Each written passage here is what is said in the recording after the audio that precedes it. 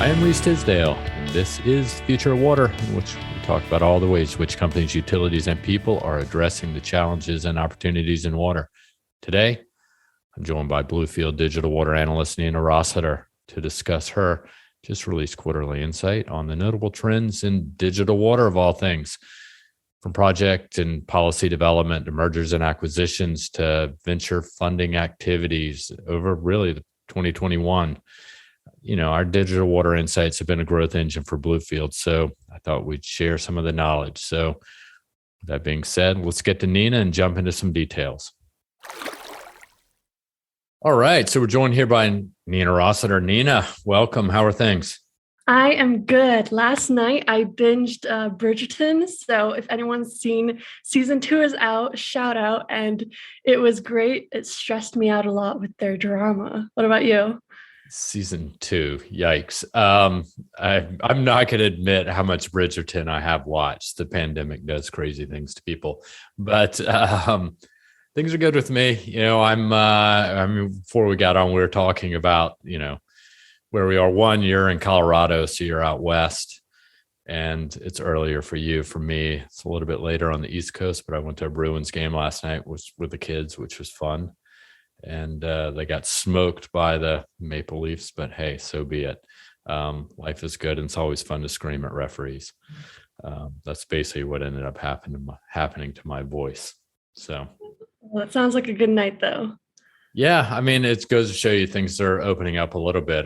In just 1 week, I've gone to a Celtics game, I've gone to a Bruins game, and I think I'm going back to a Bruins game next week. So I'm just going to guess you're a sports fan, possibly. That's in your Boston energy. Yeah, I think, I love it. I think my kids like it. And plus, I live right next door to the Boston Garden. So if I have cash burning a hole in my pocket, then we can always go get tickets and walk over there. So, yeah, but things are good. So, look, really the point of this discussion today is really talking a little bit about digital water. You're a digital water analyst for the team. Digital is, one of our sort of, I guess, growth segments at Bluefield. And we've just released a quarterly insight on really a full year review, not just a quarterly, sort of the end of the quarter. So I thought from what you and the digital water team have told me, 2021 was a positive year for the market.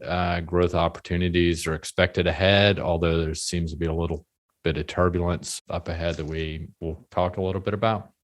A lot of this stems from, economic recovery, but I mean, the business has generally been good throughout the pandemic. When, we know when it started, the question is how you define where it ends.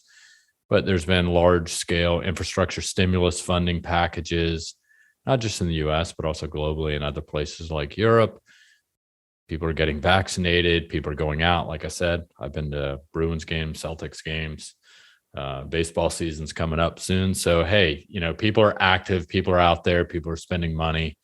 So there's strong tailwinds, what I would say, despite the supply chain disruptions and other things that we can talk about. So let's just start at the top. I mean, one of the things we do every quarter is take a look at key, definitely the publicly traded companies among the privates, but the publicly traded companies give us some insights into, where revenues are, what's happening. So give us a little bit of a roundup on what happened, what we saw in 2021.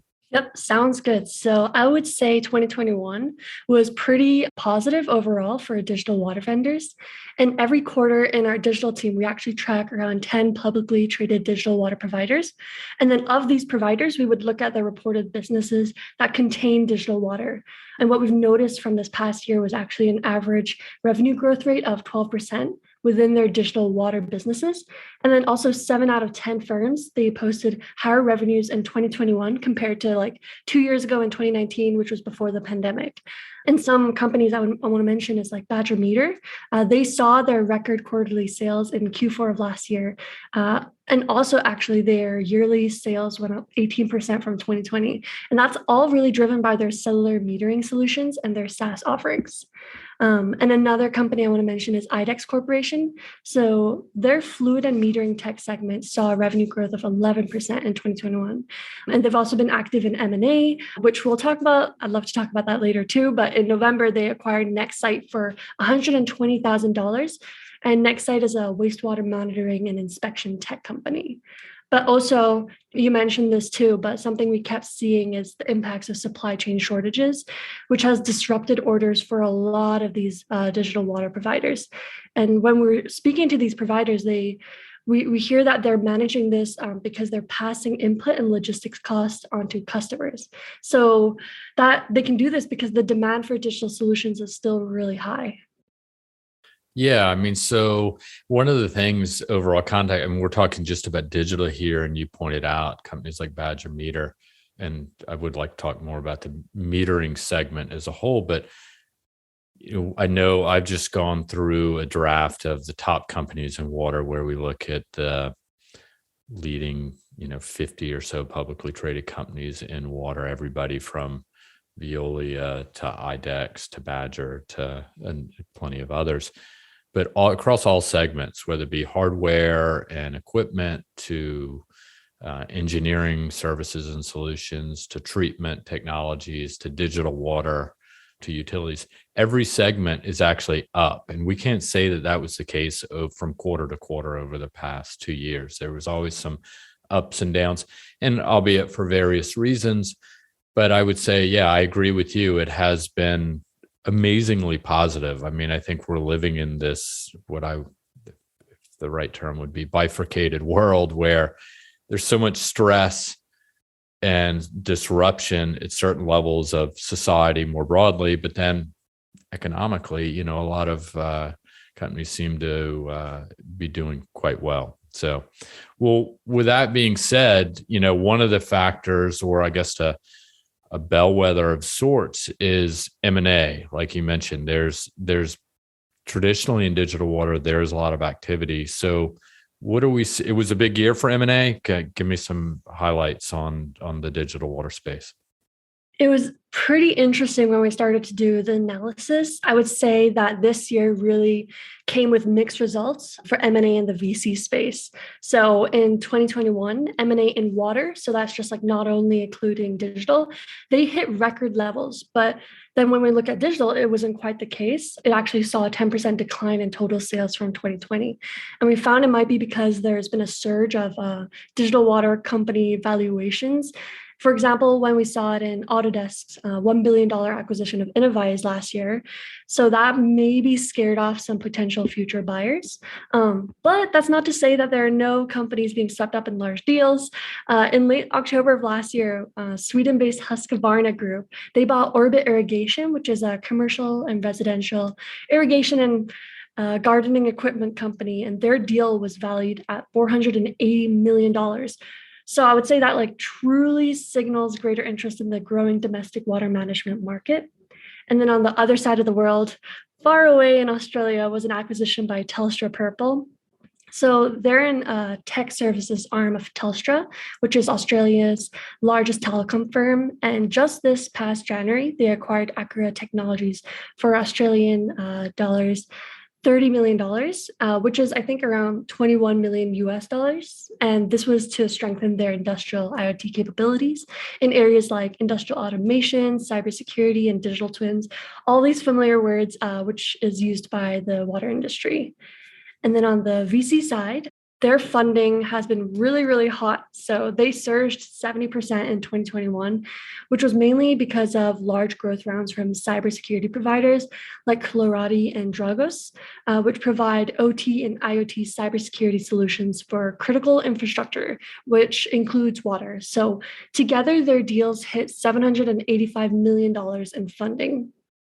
And then looking at a different sector, we're also seeing huge investment from PE firms like Insight Partners.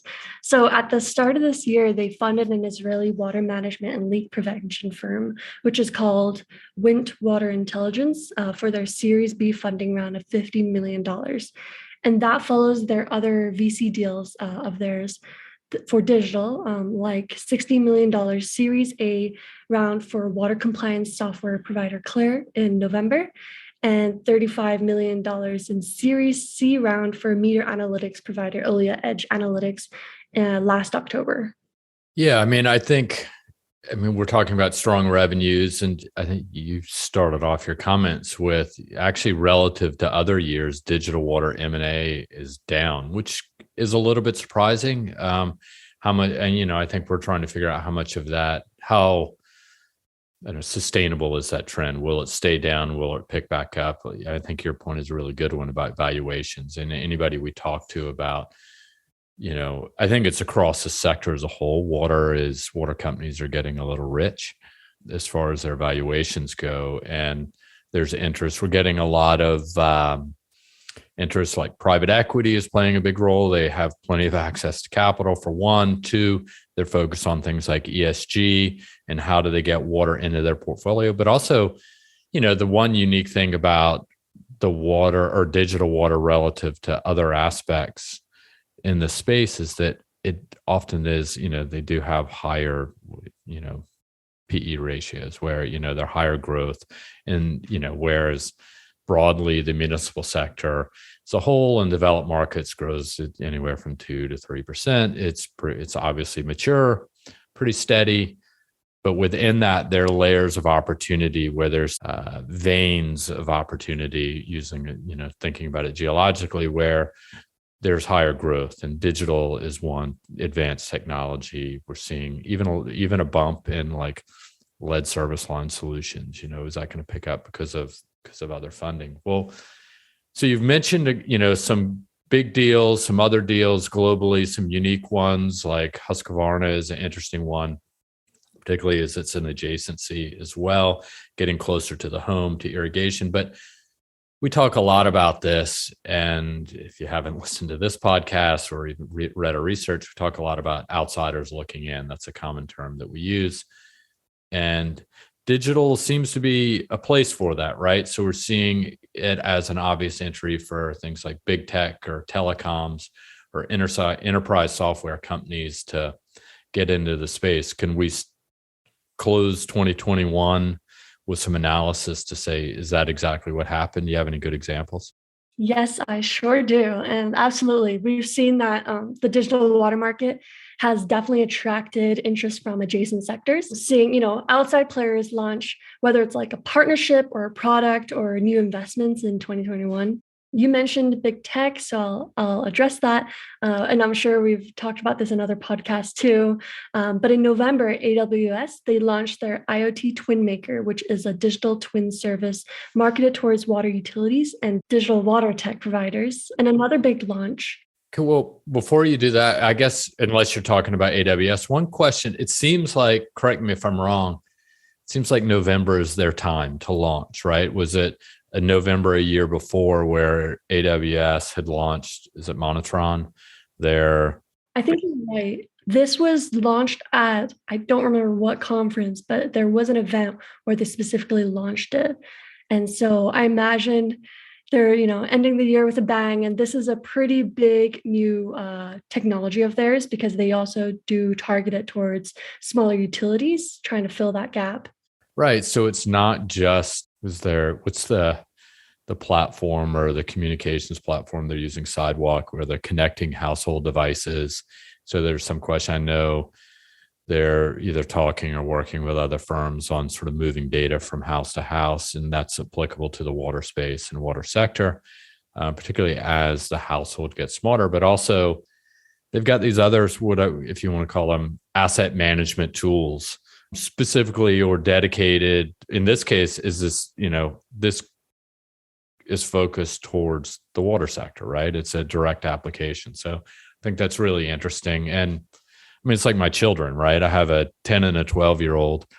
They think Jeff Bezos is the second coming to God, or, so it's kind of amazing. Everybody holds Amazon in such high regard, just partly by their size, but also just their influence on the market as a whole, right? And I think that's what's important about this. Can they really, how much energy and effort will they put towards potentially disrupting the water sector? I mean, I know they're going in a lot of parallel paths, both for their own operations, but also if they see an opportunity in this, it makes sense. So, all right, I didn't mean to cut you off. So, give me a couple more deals.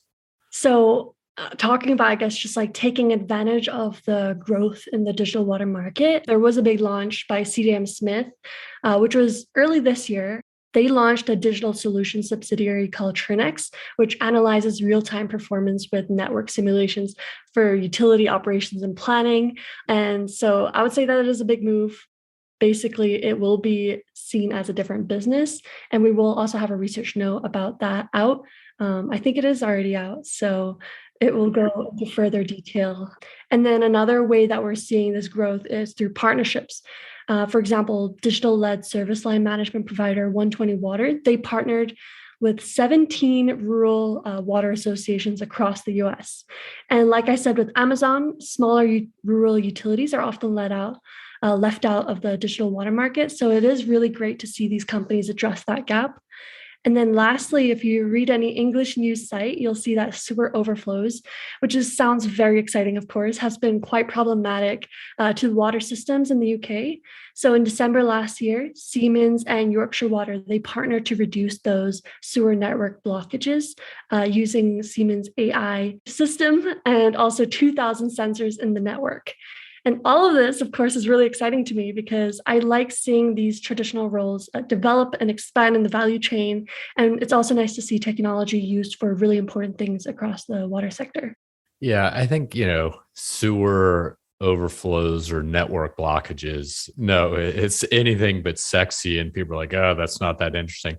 Well, it's pretty exciting if it happens to you. I mean, if you're impacted by it, it's kind of shockingly exciting. So, no, I think this is really interesting. I think the CDM Smith launch is really interesting as well of Trinex. One, because it's just another example of engineering services firms, which we track on an ongoing basis. We have research on it that points to the varied strategies, right? Whether it is just being technology agnostic and focusing on almost consultative services to acquiring, technologies, bringing it in house and using that, basically going vertical.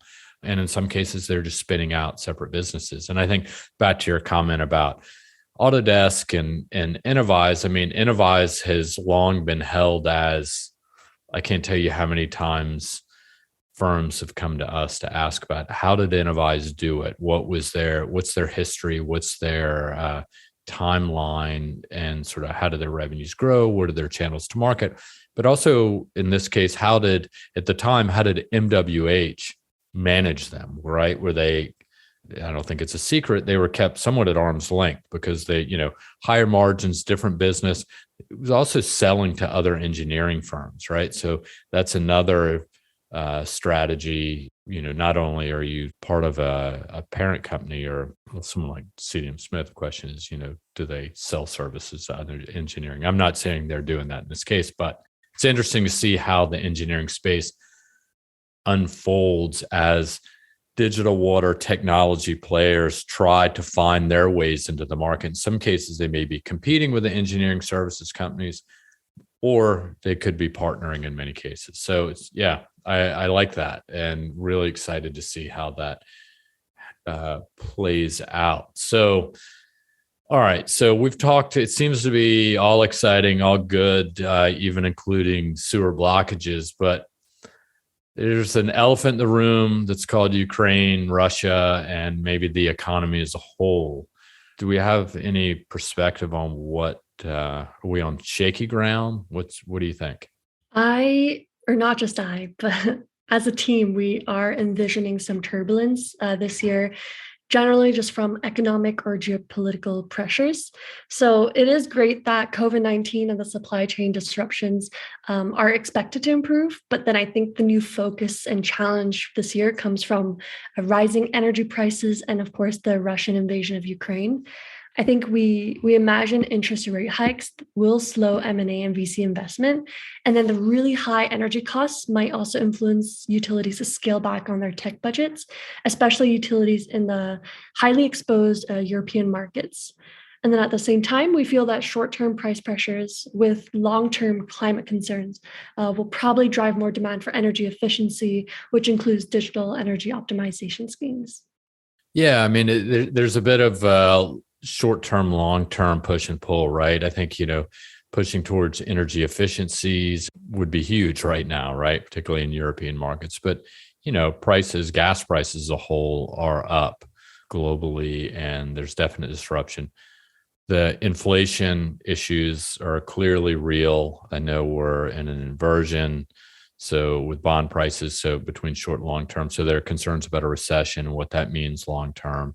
And Alan Greenspan, for those who didn't see it, he's actually looking at men's underwear sales as a indicator of a recession. So, apparently, when there's a looming recession, you can look at men's underwear sales because apparently men don't buy as much underwear in a ramp up to a recession. So that's a good little tidbit.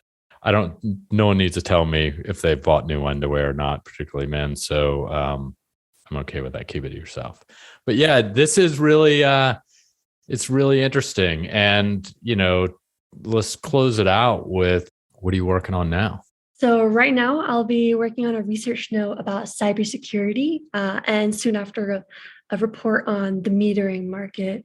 But the research note on cybersecurity, I'm excited to write that because there's a lot of regulations being added, not only in the US, but just globally as well. And of course, with the crisis in Ukraine, that has made quite an impact as well on just the focus of how important cybersecurity is, as well as the Oldsmar attack last year in Florida. So that should come up in the next couple of weeks. Yeah, that'll be really interesting to look at. Like you said, there's discussion about it, and we have an analyst look in detail at the Infrastructure Investment Jobs Act, kind of going in more detail through that as that evolves and where the dollar is going. Cybersecurity is a big part of that. Yeah, that's a hot button issue. And also the metering, what we really didn't get into, but the metering businesses, I know revenues were up, but that's been the metering players have been squeezed a little bit by supply chain issues. So I look forward to that as well. And so you're, to close it out, you're in Colorado for another month? Another month, which means I'll be surrounded by granola girls and climbing beanie wearing guys, just all down to be outside. And I'm quite excited to enjoy the spring and head out more. Nice. All right. Well, Nina, this has been awesome. Thanks a million. Really helpful. And look forward to catching up again soon. All right. Thanks, Reese. Take care. All right. There you have it, folks. So before we sign off, please subscribe to the Future of Water podcast and give us a review on whichever platform allows you to do so. Send us a note to waterexperts@bluefieldresearch.com with any topic ideas you would like us to discuss. We're always doing this for you because we got an office and we talk to ourselves or on Zoom. So we're sharing our thoughts and knowledge based on what you hopefully would like to hear. Lastly, tell a friend about it. And with that, this podcast and these water industry insights have been brought to you by the one and only Bluefield Research. To learn more about us and I guess what's happening in water, visit us at bluefieldresearch.com. Until we talk again, be well, be safe, and take care.